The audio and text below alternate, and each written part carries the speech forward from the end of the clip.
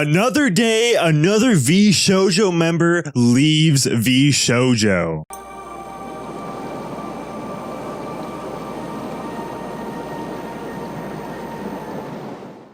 So far, we have 3 Vshojo members that have left, being Nyanners, Silvervale, and Veibae. Now, whether or not you actually like or enjoy their content of anybody I listed before, let me make the argument that I think they will be better off as indies. Because if you don't know, Vshojo is structured very differently than they are from, for example, Hololive or Vom's project. The main difference in these cultural practices is mostly because of culture. Vshojo being a more westernized company, while Vom's project or Hololive are more towards the Japanese side. And since on the Japanese side of VTubing, it seems to be very much structured after the Japanese idol industry. And don't worry, you can trust me about the Japanese idol industry, because despite being a Westerner, I watched Oshi no Ko, and I've played Persona 4 Golden with Risei's social link stat maxed out. So basically what I'm trying to say is that I know everything there is to know about the Japanese idol industry. With the Japanese idol industry, the company owns the personality. So for example, with these VTubers, let's just take Pikami for an example. If she were to do content online again, she would have to not use the Pikami name, model, anything that is associated with it. She would just be herself or some other personality or persona, name, etc. And she would basically be starting from scratch. If she wants to operate outside of the company, in all fairness, Pikami might be a millionaire. She might not even have to work another day in her life. Pikami was really popular. Of course,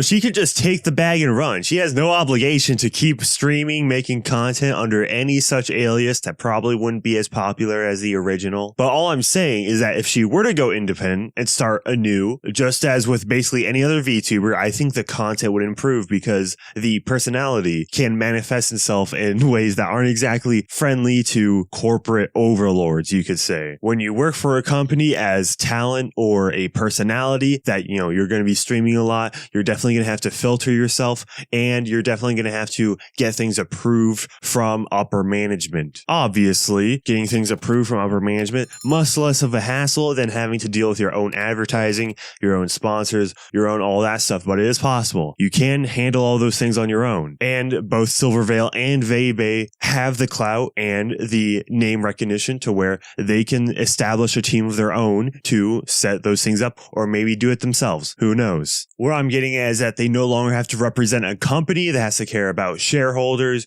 or anything of that sort. So they can just represent themselves and not have to worry about, will how I'm perceived affect the reputation of my company? That sounds an awful like what Froot did. Froot Apricot, seriously, literally demolished the reputation of Vshojo outright, dude. When 2 of your talent get fired and then Froot is still trending, that ain't a good sign, chief. So now they're going to have even more freedom. And I know Vshojo is built upon talent freedom. That's just a marketing strategy. Who knows what the actual contents of the contracts are or the actual restrictions. I am willing to believe that they are freer than at least Hololive, which isn't saying much, but yeah, for a VTuber company, it's free. Honestly, at this point, Vshojo just seems like a normal channel management organizer. Remember back in the day with like Maker Studios or Machinima, where it's like, oh yeah, you got to join to get the ad revenue. If you want to join the partner program, you got to join one of these groups. They'll just take like 30% from you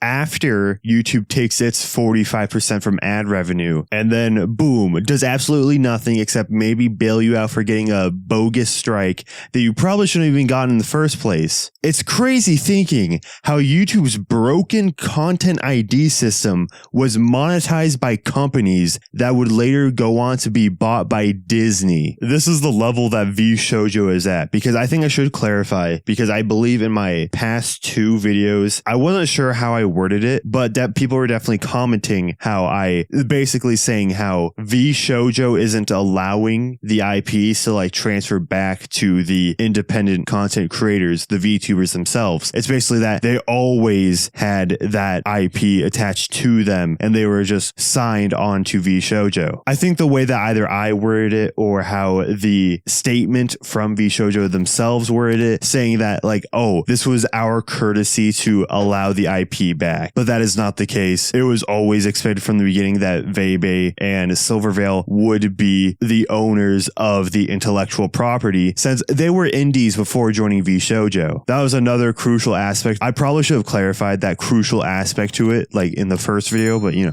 know, it works here. I think with the outing of 3 of its members, I think Vshojo's reputation, its value in general has really gone downhill because you don't lose just three in the span of a week. You lose Nyanners, Veibae, and Silvervale all in the span of just a weekend. That's gonna do some damage to your company. And I'm all here for it. Let's freaking go. Indie is the way of the future. Never sell your intellectual property to some megacorp outright because they will inevitably ruin it. So with that being said, I think I will leave it there. I have many other videos to record today, so hope you all have a good one. Make sure you subscribe so you see my videos when I upload daily. Hope you all have a good one. Peace out.